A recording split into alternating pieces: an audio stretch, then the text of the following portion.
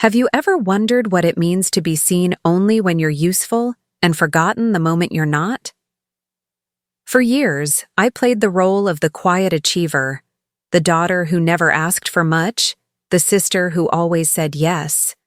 I was the background character in a story I didn't write, silently building something extraordinary while everyone else assumed I had settled for less. They thought I worked in design. Or maybe tech. No one ever asked directly.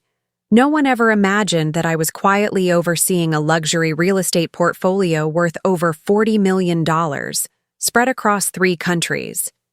And I never corrected them, until the night my brother stood up at Thanksgiving dinner, opened my laptop without permission, and exposed everything: my assets, my accounts, my company. That night, I watched my family transform. Their expressions didn't show awe or pride, only calculation, entitlement. Within minutes, I went from invisible to indispensable, not because they finally saw me, but because they finally saw what they thought they could take. This is the story of what happens when the girl no one noticed becomes the woman no one can ignore, and how silence, when used with precision, becomes the sharpest kind of power. I was born into a house with chandeliers and cold floors, the kind of home that impressed guests but never felt like it belonged to any of us. My father, Richard Vaughn, was an investment banker who wore silence like a tailored suit. My mother, Meredith, came from old money and carried her disappointment in me like it was inherited. Our house in Greenwich, Connecticut, was filled with marble counters, curated artwork, and the scent of expensive indifference. From the outside, we were the picture of quiet prestige. Inside, I learned early that love had conditions. I was 10 when my younger brother Miles was born. Until then, I had been the only child. Not cherished exactly, but acknowledged. My drawings went on the fridge. My dance recitals earned a distracted, good job. But the moment Miles arrived, the balance shifted and I faded.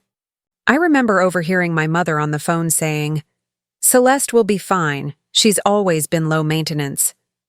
I didn't know what that meant at the time. Now I understand. It meant I was easy to forget. Miles was a colicky baby who grew into a demanding child. Every tantrum was indulged, every whim answered. If he wanted the living room to become a pirate ship, the furniture was rearranged before I could finish my homework. When he fell and scraped his knee, the entire house paused. When I sprained my ankle at a school field day, I was told to be careful next time. The lesson was subtle, but persistent. Miles mattered more. At 12, I built a miniature model of the Met for a class project. I stayed up 3 nights in a row using scrap materials, learning to cut foam board with precision. I got an A. I brought it home proudly, thinking for once I might earn more than a passing glance. My mother looked up from her phone and said, "That's lovely, dear, but be sure you don't neglect your posture." My father didn't even look. That same week, Miles drew a lopsided tree and called it abstract. It was framed and hung in the hallway. By 14, I had learned that excellence wouldn't win me affection. Not at home. But it did buy me freedom. I became a straight-A student, not for praise, but for escape. I joined the math club, the debate team, and volunteered on weekends, partly for the scholarship points, partly to stay out of the house. I understood I wasn't part of the family's emotional equation. I was a variable they used for stability, but never factored into their love. There was one night I'll never forget. I had just won a regional STEM competition. There was an award ceremony at the local university auditorium. I invited my parents. They never responded. That evening, I walked across the stage alone, clapping with strangers. When I got home, I found a note on the kitchen island. Dinner at the club. Ran late, warm something up. Miles had been taken to see a movie for getting a B in literature. That night, I stood in the kitchen reheating pasta, and something in me settled. I wasn't going to be chosen. I wasn't going to be celebrated. But I could still build something for myself, brick by invisible brick. One of the most painful moments came during my senior year of high school. I had been selected as valedictorian. I wrote my speech by candlelight while helping clean out the attic on weekends for extra cash. Miles had crashed the family's second car a month before, and my parents had cut my allowance to pay for repairs. They didn't ask if I needed money for college applications. They assumed I would figure it out. When I told them about the ceremony, my mother said she'd try to attend if her tennis match ended early. My father nodded absently, reading the newspaper. Neither of them showed. I gave my speech in front of a packed auditorium, looking out at rows of families, seeing other parents beam and cheer. I imagined them in my seat, clapping like they meant it. I smiled through it. I always smiled through it. But as I stepped down from the podium, the principal whispered, "They must be so proud." I just nodded. I had become fluent in pretending. It wasn't just the absence of love, it was the presence of something colder, a kind of selective care. My parents weren't cruel, they were calculated. Miles was the heir, the investment. I was the insurance policy, expected to be self-sufficient. They'd say things like, "Celeste can handle herself," or "She doesn't need hand-holding," as if independence was immunity to hurt. By the time I left for college, I had stopped asking for anything. I didn't tell them which university. I chose, didn't wait for hugs at the airport. I wheeled my suitcase out to a rideshare and waved goodbye to a house that had never really been mine.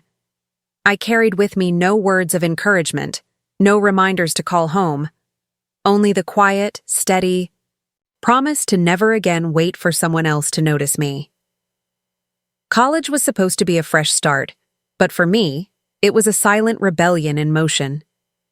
I didn't arrive with fanfare or a family photo in front of the dorms. I arrived alone, with a single suitcase, a second-hand laptop, and a full-ride scholarship I'd earned without anyone's help or notice. Wharton was competitive, elite, and polished, just like my family's world. But this time, I was on the inside, not by birthright, but by grit. I rarely told people where I came from. When someone asked about my family, I kept it vague. "They're in finance," I'd say, which was technically true. What I didn't say was that I hadn't spoken to my parents in months, that my mother's last message was a forwarded article about acceptable careers for women, and my father's last call was to ask if I could review Miles's college application because he was overwhelmed. I said yes. Then I never did it.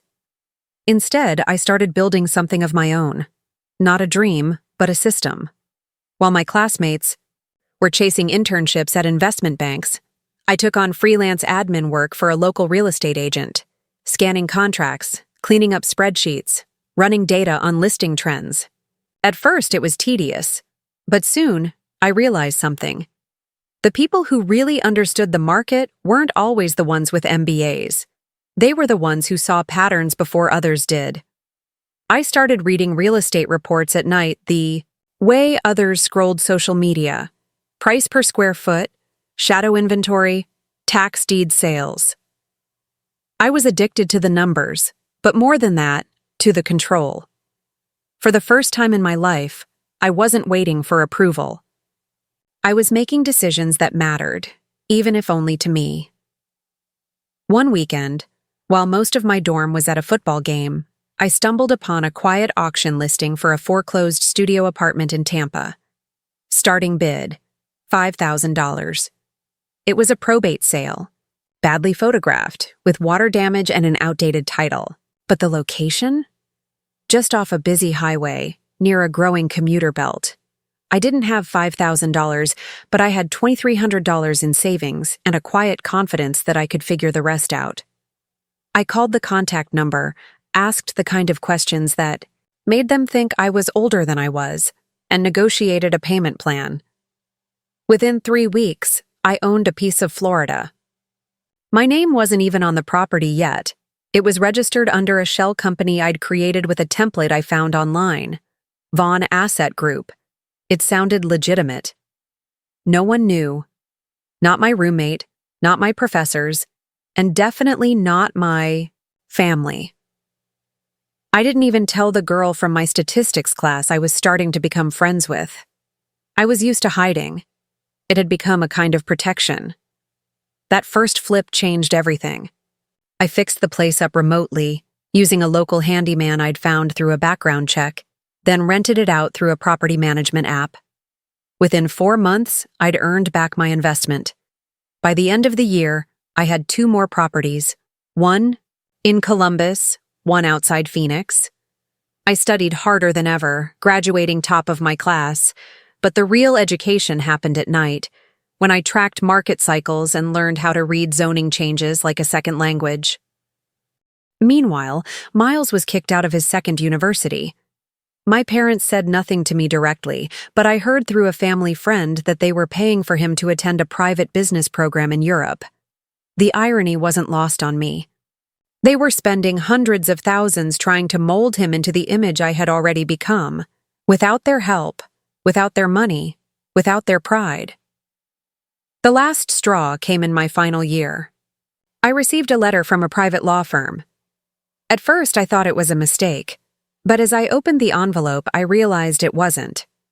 My parents had liquidated a joint education fund, originally created for both Miles and me, and used the remainder to pay off Miles's credit card debt and cover legal fees from a minor fraud investigation he was quietly involved in.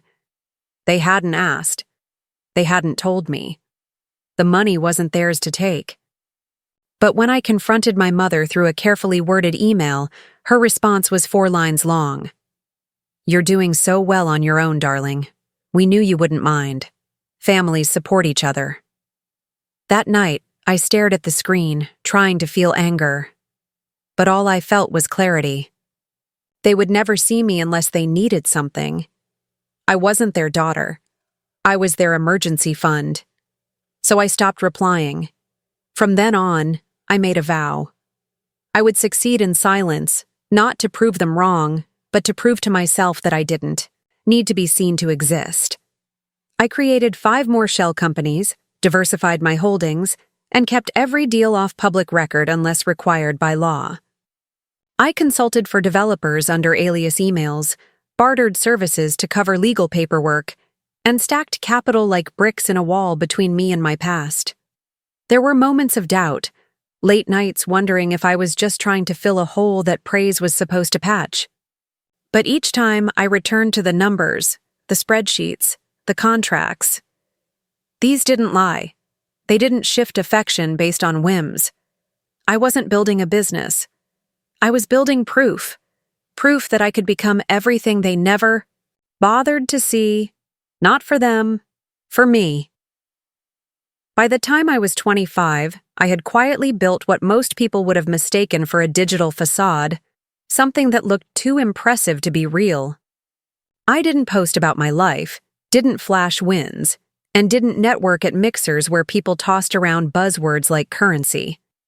I had no interest in being seen. I only cared about having control over my own life, down to the decimal. Miami was where everything changed. I moved there not because it was a dream, but because it was strategic. The real estate market was alive, volatile, and buzzing with blind money. It was the kind of place where people threw millions at buildings they'd never seen, where condo towers grew overnight and where silence made you powerful. I rented a modest apartment near Coconut Grove, furnished it with pre-owned pieces, and focused entirely on scale. By then, I had 6 properties under various LLCs, each registered in states with privacy protections. I learned early that anonymity wasn't just protection, it was leverage. Every purchase was a negotiation, every listing a puzzle. I stopped thinking like a buyer and started thinking like a system. Which properties were being ignored because the photos were bad? Which listings had been reduced multiple times but never relisted under a new ID? Where was zoning about to shift? These weren't instincts. They were patterns I taught myself to see. I never wore anything with a logo, never pulled up in a flashy car. At open houses, I asked quiet questions. I let others speak. I was the young woman with a legal pad and a sharp memory, and most agents assumed I was someone's assistant. Sometimes I let them. One of my earliest game changers was a neglected duplex in Fort Lauderdale, sitting stale on the market because of a collapsed kitchen ceiling and rumors of termites. The seller was emotionally exhausted, the agent distracted, and the neighborhood on the verge of an upscale retail shift. I closed under market with seller financing and used a trusted crew I flew in from Columbus to rehab the place in under 4 weeks. I had it back on the rental market before the permit paper was dry. The return? Nearly triple. From there, I leaned in harder. I expanded into short-term rentals, then executive leasebacks, then began forming joint ventures with quiet capital, retired. Dentists, middle-aged software engineers, divorcees with settlements and no strategy. I never promised returns. I showed spreadsheets. I gave them exits. I earned their trust, not by selling the dream, but by delivering the quiet reality. At 27, I registered my holding company in Delaware under a name that sounded vaguely European, Celeste Development. No one needed to know the woman behind. It still took the bus some days and ate lentil soup 3 times a week. I kept my lifestyle minimal, not from fear, but from focus. There's something sacred about not needing to perform your success. While old classmates posted startup wins and cocktail photos from rooftop bars, I reviewed land use ordinances and tracked insurance claim data from natural disaster zones. Not because I was paranoid, but because I knew that smart risk management was where real empires hid. There were moments I almost broke the silence, like the day I crossed 8 figures in total assets and sat alone at a cafe, watching a woman get congratulated for her engagement, or the night my name was listed in a niche real estate magazine, misattributed to a male investor. I didn't correct them. I was used to being invisible. This time, it worked to my advantage. One of the most surreal moments came during a developer pitch in Brickell. A major firm was looking for partners to build a new eco-luxury project. I sat at the end of a long boardroom table in a beige dress and no makeup, notebook open, hair tied back. One of the executives leaned over and whispered, "Are you with catering or admin?" I smiled. "Neither. I'm one of your potential equity partners." The silence that followed wasn't awkward. It was enlightening. Power wasn't about the loudest voice. It was about what you didn't have to explain. By the end of the quarter, I had secured partial ownership of 2 buildings in that same neighborhood. Back home, my family still believed I was working in consulting. They assumed I was getting by, probably struggling, likely bitter. Occasionally, my mother would send a link to a job opening for a local nonprofit in Stamford. Once, my father suggested I consider teaching entry-level business. I never corrected them. What they didn't know was that I had helped 6 families buy their first homes anonymously through micro-grants. That I had flown to Atlanta under a pseudonym to bid on a cluster of undervalued properties in an urban renewal zone. That I had recently filed paperwork for a commercial redevelopment firm. What they didn't know could fill volumes. Still, I kept the act. When I visited, I wore simple clothes, let them believe I was drifting. At dinners, I let Miles talk about his latest career pivot, from finance to fitness to cryptocurrency. I nodded when he explained how hard the world was for people like him. There was a kind of quiet victory in it, not revenge, not arrogance, just proof. Proof that I had outgrown needing them to see me. But then something changed. One Sunday, I sent my parents a wire transfer, $4,000 labeled as miscellaneous family assistance. My mother texted, "Thank you, darling. It means so much. We'll use it for Miles's debt consolidation. Not, how did you afford this? Not, is everything okay? Not, we're proud of you. Just an assumption that I had money. Not success. Not story, just solvency. That was the first time I felt the line shift. I wasn't invisible anymore. I was becoming a resource. And resources don't get love, they get drained. I didn't know it then, but the exposure was coming. And when it did, it wouldn't just shake my family, it would fracture everything they thought they knew about who I was. Thanksgiving that year fell on a gray, wind-lashed Thursday. The kind of day that made warmth feel more symbolic than seasonal. My mother had called 3 weeks in advance, directing me to host dinner at my place in Miami since the Connecticut house was under renovation, and Miles was far too busy with his personal brand relaunch to take on anything. I almost declined. Then I remembered how silence, when chosen, can be more powerful than refusal. So I agreed. What my family didn't know was that the coastal condo I lived in wasn't a short-term rental or a friend's place, as they'd once guessed. It was mine. Fully paid off, corner unit, with floor-to-ceiling glass facing Biscayne Bay. Designed by an award-winning Brazilian architect, I had purchased it 2 years ago in an off-market deal with a cash close and zero mortgage. I hosted art collectors here. Silent auctions. But that day, I was preparing to serve cranberry sauce to people who still believed I lived paycheck to paycheck. I didn't cook. I hired a catering company I usually used for executive receptions. They brought handcrafted side dishes in silver chafing dishes, servers in discreet uniforms, a pastry chef who plated pumpkin creme brulee like edible sculpture. When my mother arrived, she glanced around and murmured, "Oh, this is nice. You've got good taste, Celeste. So minimal." As if she were complimenting a hotel lobby. Miles walked in next, sunglasses still on indoors, holding a duffel bag and talking loudly on the phone about a 6-figure brand partnership that definitely didn't exist. I greeted everyone with grace, even warmth. Though inside, I braced like a diver knowing the water below was shallow. Dinner began as expected. My father complaining about taxes, my mother criticizing my cousin's absence, and Miles bragging about a digital coin he'd almost invested in before it blew up. Not once did anyone ask how I was. When I tried to share a brief story about a community housing project I'd helped sponsor, my mother blinked and said, "That's sweet, dear. You've always been so charitable." Then she pivoted to a new topic. Miles's idea for a startup gym concept that offered therapy sessions between workouts. I chewed quietly, looking out the window, reminding myself that this was the role I had always played. Present, useful, invisible. It happened after dessert. Miles was wandering through my office, nosy as always, when he stumbled upon my laptop.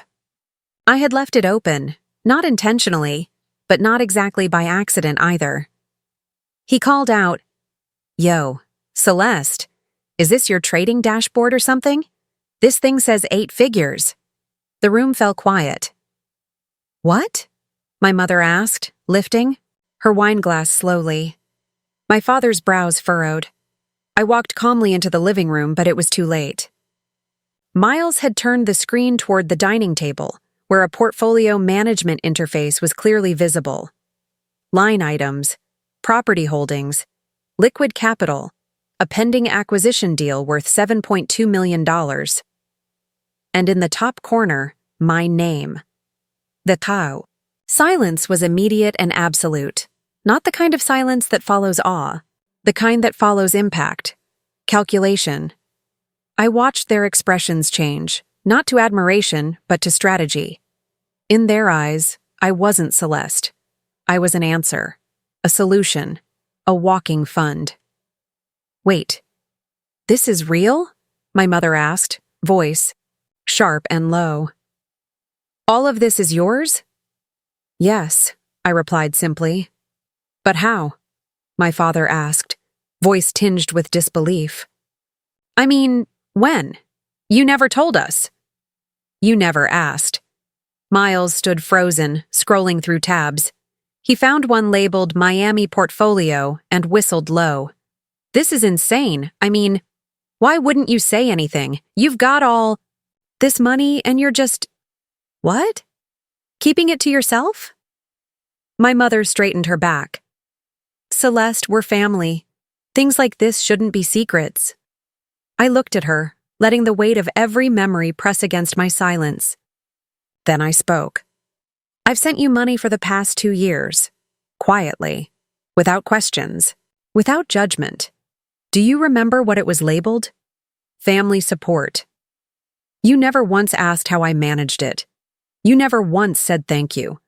And you certainly never asked if I was okay. My father shifted in his seat. We thought you had a decent job, but this is different. You could have helped more. Miles, stop, I said, not loudly, but firmly. This isn't about what I could have done. This is about what I have done. And how none of you cared until… You saw a number. Miles, his voice raised, snapped. You let Mom and Dad struggle while sitting on millions? I turned to him slowly. They weren't struggling. They were financing your 5th attempt at success. Do you even know how many months of my transfers went to your debts? His mouth opened, then closed. My mother's voice cracked. Celeste, don't be dramatic. This is about trust. You didn't trust your own family. I let that sink in. No, I learned not to. After every achievement of mine was ignored, while Miles got applause for waking up on time. After my college savings were emptied to bail him out of a lawsuit. I was never told about. After you forgot my graduation, but flew across the country for his pitch night at an incubator that went bankrupt. That's when I stopped trusting. My father's face flushed red. You're being ungrateful. No, I replied. I'm being honest. There was a beat of silence. Then, with a sense of entitlement so sharp it made the air thinner, my mother asked, So what now? Are you going to keep it all to yourself? Or are you going to help this family get on its feet again? I smiled. Not bitterly, almost gently. I've helped. But I'm done being the family's silent sponsor. I'm not your plan B. I'm not your fallback account. I'm your daughter. Or at least I used to be. Miles laughed, but it was bitter. Come on, Celeste. This is ridiculous. You're rich. What's the point of having all that if you can't even help your family open some doors? The point, I said, is that I opened those doors myself. No one gave me a key. No one even showed me where the door was. And now that I've built something, you're not entitled to walk through it. My voice was even, controlled. I reached for my phone and tapped the screen a few times. What are you doing? My mother asked. Canceling the automatic transfer, I said. The reaction was volcanic. What do you mean canceling? My father demanded. We rely on that. Then it's time to stop relying on someone you never believed in. My mother's voice rose, shrill and hurt. Is this really the kind of person you've become? Cold? Calculating? Ungrateful? No, I said softly. This is who I've always been. You just never looked close enough to see it. I stood up. The chair didn't scrape. I had moved it carefully. Like everything I did. You built your comfort on my silence, I said, facing the room. You mistook quiet for consent. And you mistook my support for weakness. That ends tonight. No. One stopped me as I walked toward the door. No one apologized. No one said they were proud. Behind me, I heard only scattered whispers, a fork clinking against a plate, Miles muttering something under his breath, and then my mother's voice, aimed like a dagger. You'll regret this, Celeste. We're still your family. I turned back one last time. Then maybe, I said, you should have treated me like it. I didn't go home that night. After leaving the condo, I drove with no destination in mind. Just a desire to move, to put physical distance between myself and everything that had unfolded at that dinner table. The city was unusually quiet for a holiday evening. The streets shimmered under scattered rain, palm trees swayed without sound, And for the first time in years, I felt something close to relief. Not joy, not peace, but a soft, almost imperceptible exhale. It was the kind of silence that doesn't feel empty but clean, like a house after it's been aired out. I checked into a small resort in the Keys the next morning. No one there knew my name. I left my phone on silent, ignored the growing flood of texts, and watched the ocean without answering to it. The horizon stretched out like permission. I stayed for 10 days. Long walks, books I hadn't finished, simple meals, a notepad filled with thoughts I'd never had time to write. I wasn't running from what had happened. I was letting it settle, allowing the truth to stop echoing in my chest like a fire alarm. When I finally returned to Miami, the condo felt different. Not haunted, but hollowed out. The furniture was still perfect, the artwork untouched, the air still faintly scented with eucalyptus. But I was no longer performing calm. I was inhabiting it. For the first time, I began to feel like the space wasn't just where I lived. It reflected who I was. Independent, intentional, unapologetically whole. I met with my legal team the following week. I explained what had happened, not emotionally, but logistically. We went through every account, set new permissions, closed every loophole that could be exploited by someone close to me.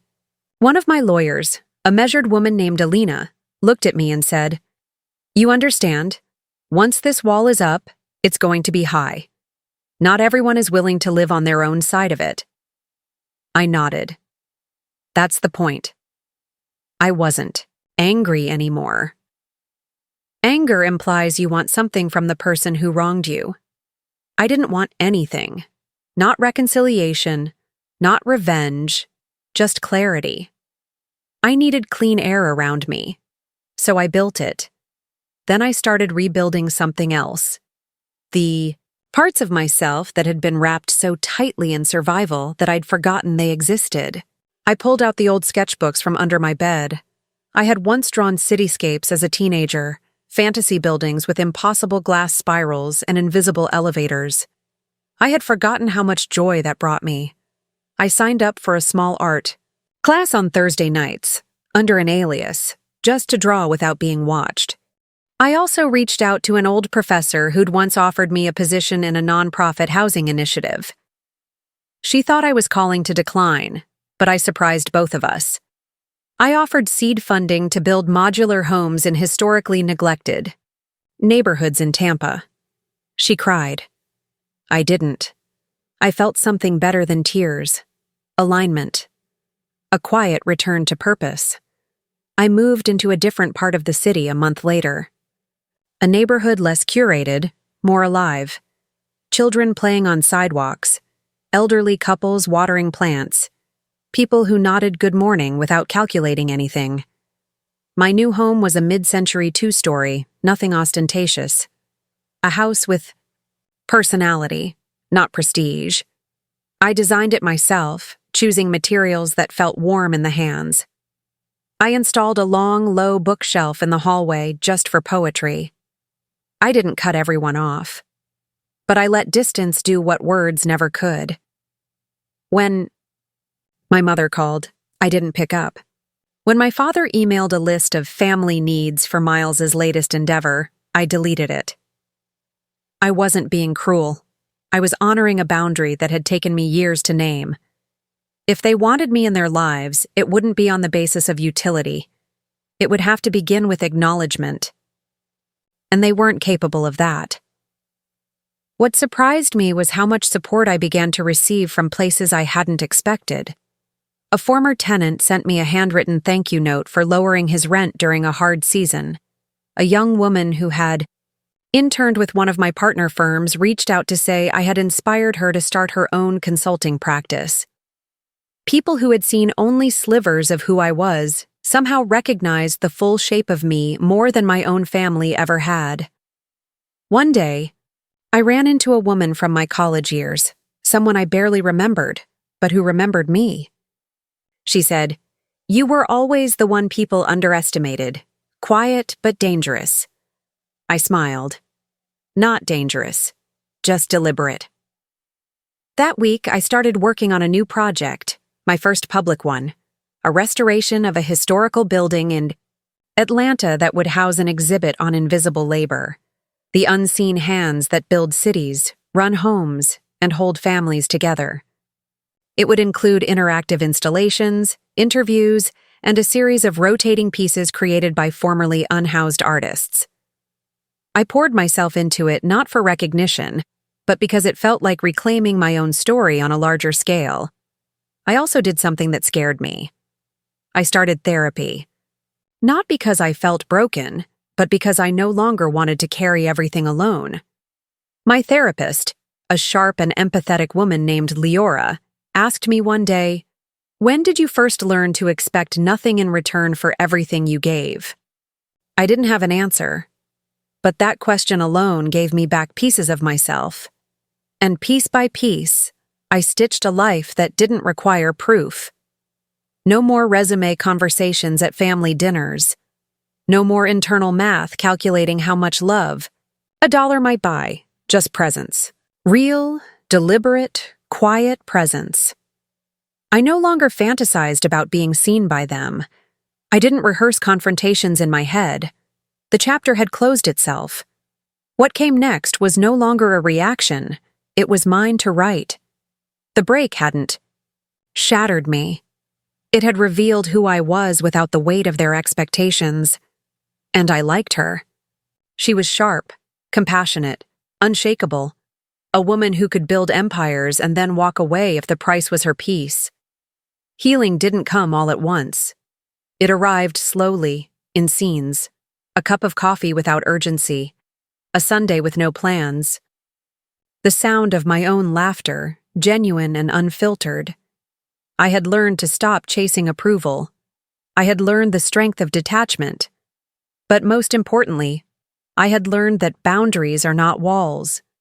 They are doors with locks, opened only by invitation, and I would never again invite those who only saw my value in zeros. The fallout didn't happen all at once. It trickled in, slow and calculated, like a storm that waits until you're calm to remind you it never really passed. A week after Thanksgiving, the first ripple came in the form of a post on social media. It was from Miles, a blurry photo of the dinner table, cropped to exclude everyone but himself, paired with a caption that read, "Sometimes the ones who could help the most turn their backs the fastest." Family is supposed to mean something.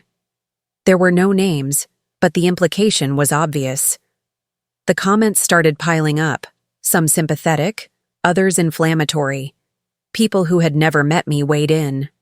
"Wow, sounds like his sister is heartless. Money changes people. Maybe she forgot where she came from." I read every one of them in silence, not out of guilt, but because I needed to see it all. Every projection, every false narrative. It was sobering, but not surprising. Then came the emails. Not from my parents, but from extended family, relatives I hadn't spoken to in years. A cousin I hadn't seen since high school wrote, "I heard you've done well for yourself. Would love to catch up over coffee.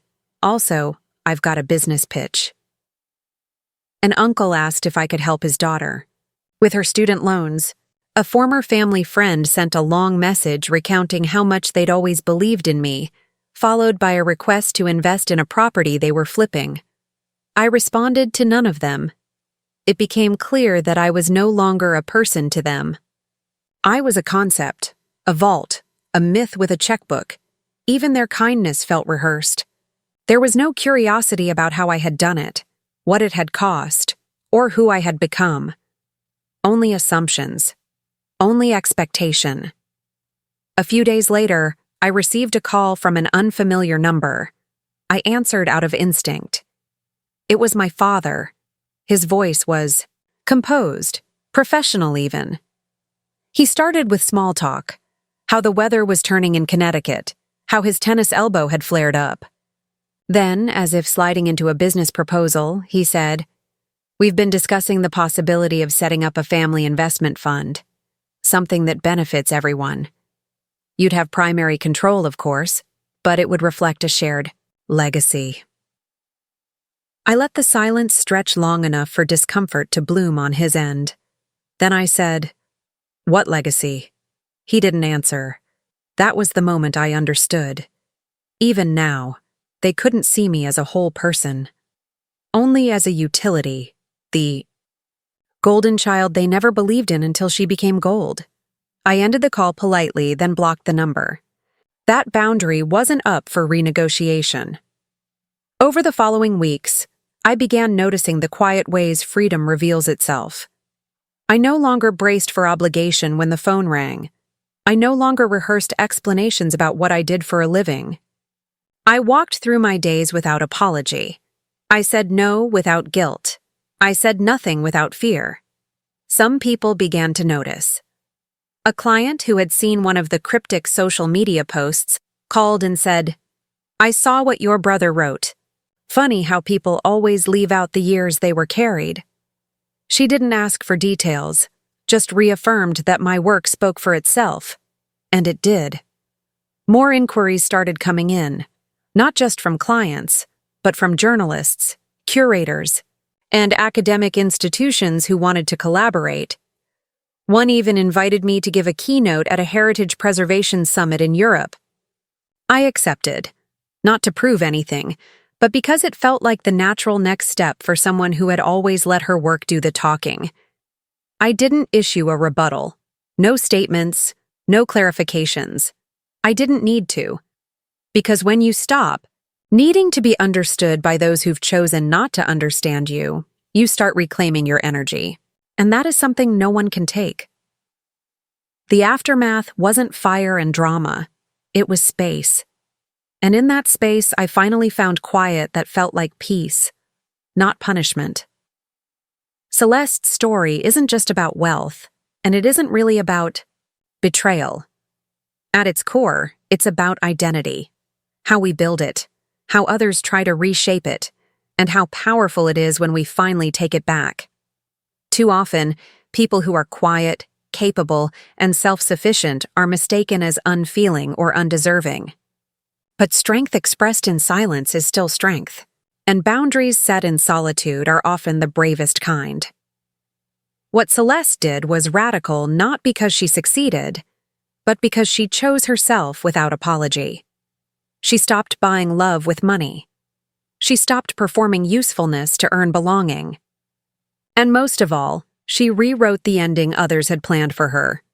There's a myth that family is always a safe place, but sometimes the deepest healing begins when we give ourselves permission to walk away from expectations that shrink us, to stop proving, to stop explaining, to simply live in the truth of who we are.